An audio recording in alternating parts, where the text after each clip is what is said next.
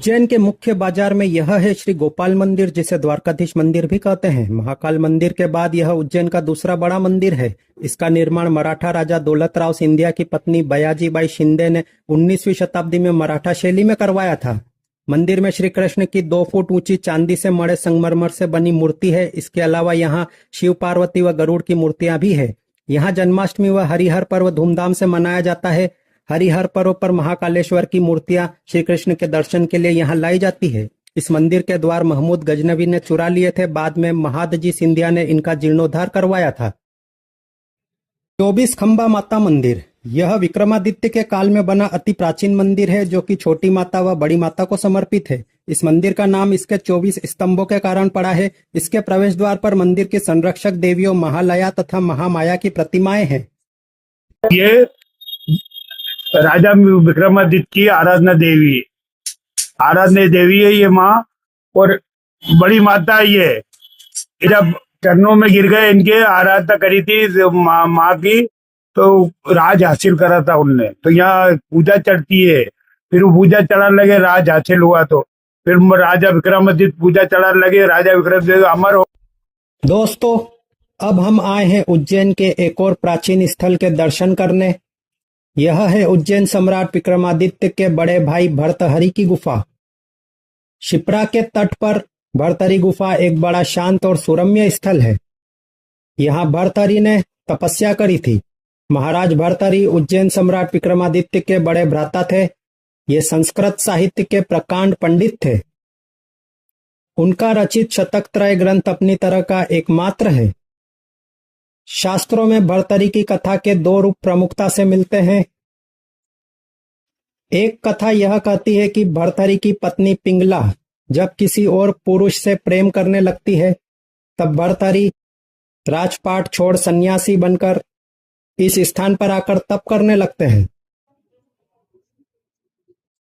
इसके अलावा एक और कथा है जिसमें बताया गया है कि रानी पिंगला पति से बेहद प्रेम करती है। राजा भर्तहरि एक बार वन में शिकार खेलने गए थे। उन्होंने वहां देखा कि एक पत्नी ने अपने मृत पति की चिता में कूदकर अपने प्राण त्याग दिए हैं। राजा भर्तहरि यह देख बहुत आश्चर्यचकित हुए और सोचने लगे कि क्या मेरी रानी भी मुझसे इतना प्रेम करती है।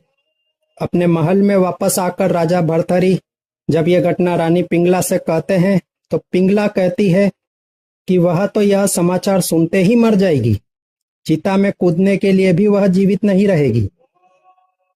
तब राजा भर्तहरि सोचते हैं कि वे रानी पिंगला की परीक्षा लेकर देखेंगे कि यह बात सच है या नहीं। फिर राजा भर्तहरि एक बार वन में शिकार को जाते हैं और वहां से समाचार भिजवाते हैं कि राजा भर्तहरि की मृत्यु हो गई है। यह खबर सुनते ही रानी पिंगला मर जाती है। राजा भर्तहरि बिल्कुल टूट जाते हैं, अपने आप को दोषी ठहराते हैं और विलाप करते हैं। पर गोरखनाथ की कृपा से रानी पिंगला पुनः जीवित हो जाती है और इस घटना के बाद राजा भर्तहरि गोरखनाथ के शिष्य बनकर इस गुफा में आकर तप साधना करने लगते हैं। इसीलिए यह गुफा नाथ संप्रदाय की तपोस्थली कहलाती है। कहते हैं इस गुफा में से 4 धामों को जाने वाला रास्ता बना हुआ है, जो कि इस वक्त बंद है। गुफा के अंदर एक पत्थर का पार्ट टूटा हुआ है, आप स्क्रीन पर देख पा रहे हैं। कहते हैं इसे भर्तहरि जी ने अपने हाथ का टेका लगाकर गिरने से रोक दिया था। फिलहाल यह प्राचीन गुफा पर्यटकों में कई उत्सुकताएं पैदा करती है।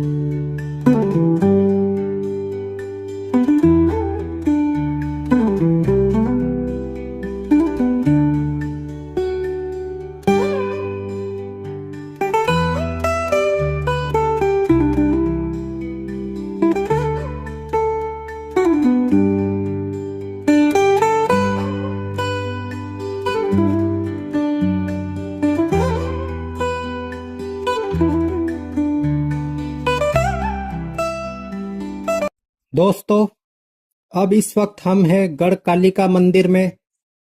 यह मंदिर दुर्गा के उग्र रूप देवी कालिका को समर्पित है।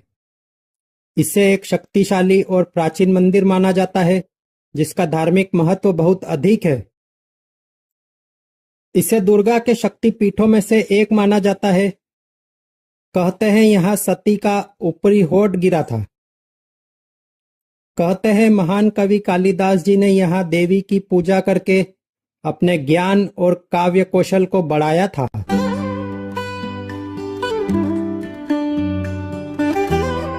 क्षिप्रा के तट पर यह है सिद्धवट। जिस प्रकार वराह पुराण वर्णित गृद्धवट, प्रयाग में अक्षयवट, नासिक में पंचवट, वृंदावन में वंशीवट, गया में गयावट, उसी प्रकार उज्जैन में यह पवित्र सिद्धवट है। यहाँ कर्मकांड, मोक्ष कर्म, पिंडदान एवं अंत्येष्टि के लिए यह प्रमुख स्थान माना जाता है।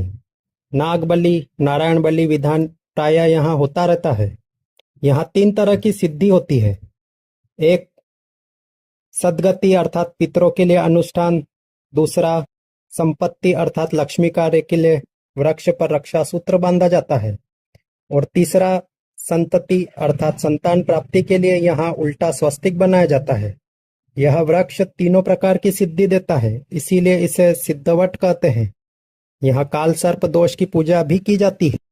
यह है प्राचीन सांदीपनी आश्रम। यहाँ भगवान श्री कृष्ण, उनके बड़े भाई बलराम व मित्र सुदामा ने शिक्षा प्राप्त की थी।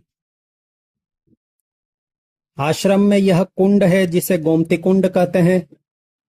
आप इस स्थल को भगवान श्री कृष्ण का स्कूल भी कह सकते हैं, जहां उन्होंने शिक्षा प्राप्त की थी, जिसमें 64 विभिन्न कौशलों में निपुणता प्राप्त करना भी शामिल है।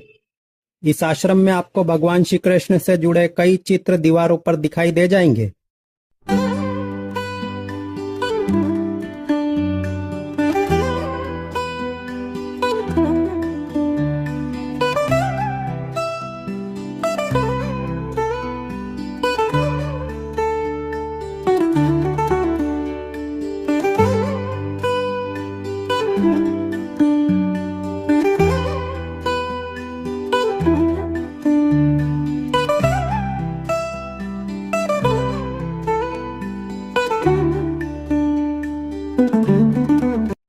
पुराणों के अनुसार उज्जैन नगरी को मंगल ग्रह की जननी कहा जाता है। ऐसे व्यक्ति जिनकी कुंडली में मंगल भारी होता है, वे अपने अनिष्ट ग्रहों की शांति के लिए यहाँ पूजन पाठ करवाने आते हैं। ये है श्री मंगलनाथ।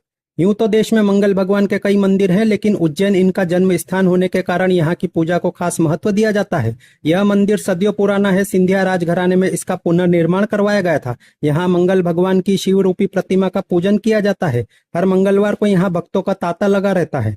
स्कंद पुराण के अवंती खंड के अनुसार अंधकासुर नामक दैत्य को शिवजी ने वरदान दिया था कि उसके रक्त से सैकड़ों दैत्य जन्म लेंगे। वरदान के बाद में इस दैत्य ने अवंतिका में तबाही मचा दी। तब भक्तों के संकट दूर करने के लिए स्वयं शंभु ने अंधकासुर से युद्ध किया। दोनों के बीच भीषण युद्ध हुआ। तब शिवजी का पसीना बहने लगा। रुद्र के पसीने की बूंद की गर्मी से उज्जैन की धरती फटकर 2 भागों में विभक्त हो गई और इस प्रकार मंगल ग्रह का जन्म हुआ। शिवजी ने दैत्य का संहार किया और उसकी रक्त की बूंदों को नव उत्पन्न मंगल ग्रह ने अपने भीतर समा लिया। कहते हैं इसीलिए मंगल की धरती लाल रंग की है। मंगल ग्रह का ये जन्म स्थान है। यहाँ पे भगवान ने जन्म लिया है। यहाँ पे क्या है कि जब पूजन करते हैं तो गर्भगृह में 1.25 किलो पके हुए चावल का भात पूजा होता है। उसके माध्यम से मंगल दोष का निवारण होता है। मंगल दोष का पूजा कर्म यहाँ पे 4 क्रम में होता है, जो यहाँ पे गवर्नमेंट के बोर्ड के अनुसार पूजन होता है। यहाँ पे सब लिखा हुआ है। सामान्य क्रम होता है 1350 रुपए में, जिसमें गणेश गौरी पूजा, कलश का पूजा और मंगल का भात पूजा। उसके बाद में नवग्रह शांति हवन वाला कर्म होता है, जो 2400 रुपए में पड़ता है। उसमें 2100 रुपए दक्षिणा है, 200 का गवर्नमेंट का पर्ची है, 100 रुपए गर्भगृह में भेंट चढ़ती है। उसमें गणेश गौरी पूजा, कलश पूजा, नवग्रह शांति हवन और मंगल की भात पूजा 5-6 प्रकार के कर्म होते हैं। उससे बड़ा कर्म एक शास्त्रोक्त विधि होती है, जिसको पंचांग कर्म कहा गया है। वो 5600 रुपए में होता है। 500 का रसीद बनता है, 5100 दक्षिणा है। उसमें गणेश गौरी पूजा, कलश पूजा, अपने कुल देवी देवता की पूजा, पितरों की पूजा, मंगल की भात पूजा, नवग्रह शांति, रुद्राभिषेक और हवन, ये कर्म होते हैं। उसमें 2.5 घंटे लगते हैं। एक उससे बड़ा है वेदोक्त विधि। जिसको जप विधान कहा गया है। वेदों में जो वर्णित है महामंगल की विधि, वो उसके हिसाब से होता है। तो उसमें जो ये मैंने कर्म बताया 51 वाला, वही वाला पूजा होता है। और 11 ब्राह्मण एक्स्ट्रा बैठ के 44,000 मंगल का जाप करते हैं। उज्जैन दर्शन के इस एपिसोड में यह है हमारा अंतिम मंदिर, जो कि है श्री चिंतामण गणेश मंदिर। यह मंदिर उज्जैन के बाहरी क्षेत्र में बड़नगर उज्जैन बाईपास के समीप है। यह मंदिर 11वीं शताब्दी का बताया जाता है, जब मालवा पर परमारों का शासन था। यह भी माना जाता है कि मूल मंदिर रामायण काल का है और इसकी स्थापना सीता जी ने की थी। गणेश जी को प्रथमेश अर्थात प्रथम पूज्य देवता कहते हैं। पारंपरिक काल में भगवान को चिंताहरण के नाम से जाना जाता है, जिसका शाब्दिक अर्थ है सभी चिंताओं और तनावों का निवारण करने वाला। इस मंदिर में भक्तों की भीड़ उमड़ती है, जो भगवान के मंदिर में अपनी सभी चिंताओं का निवारण करने आते हैं। कहते हैं यहाँ जो भगवान गणेश की प्रतिमा है वह स्वयंभू अर्थात स्वयं प्रकट हुई है। मंदिर के बाहर आपको पूजन सामग्री की, मिठाई की कई दुकानें मिल जाएगी। दोस्तों, अब तक इस वीडियो में हमारे साथ बने रहने के लिए आप सभी का बहुत बहुत धन्यवाद। हमारा उद्देश्य इस वीडियो के माध्यम से आपको संपूर्ण उज्जैन दर्शन कराना था। अगर हमारी यह मेहनत आपको अच्छी लगी हो तो कृपया लाइक, शेयर व सब्सक्राइब करें। मैं सुदीप सिंह राठौर आप सभी का इस वीडियो में बने रहने के लिए बहुत बहुत धन्यवाद करता हूं।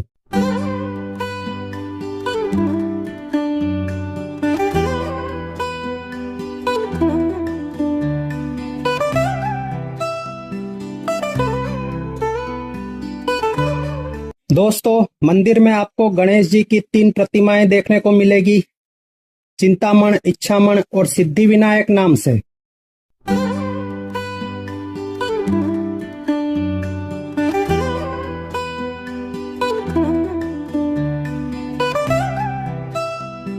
दोस्तों, चिंतामण गणेश जी के इस परिसर में आपको और भी कई मंदिर देखने को मिलेंगे।